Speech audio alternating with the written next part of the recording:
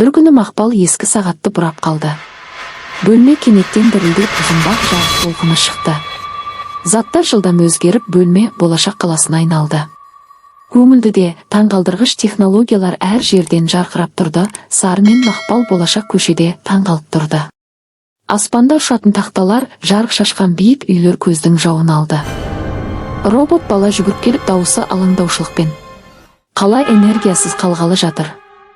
Уақыт кристаллы жоғалды», деді.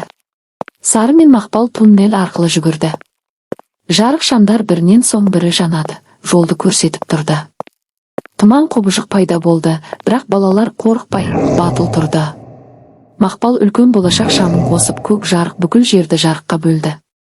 Сары жоғалған уақыт кристалын тапты. Кристалл күміс көк жарық шашып тұрды. Екеуі оны қаланың жүрегіне қойды. Жарық толқыны бүкіл қаланы шарлады. Қала қайта тіріліп, аспандағы көліктер жанады. Робот бала ризашылықпен алғысын білдірді. Сол сәтте бөлме қайта пайда болды. Ескі сағат тік-так етіп қозғалды. Сары мен Мақпал бір-біріне қарап күлімдеді. «Бұл расымен болды ма?»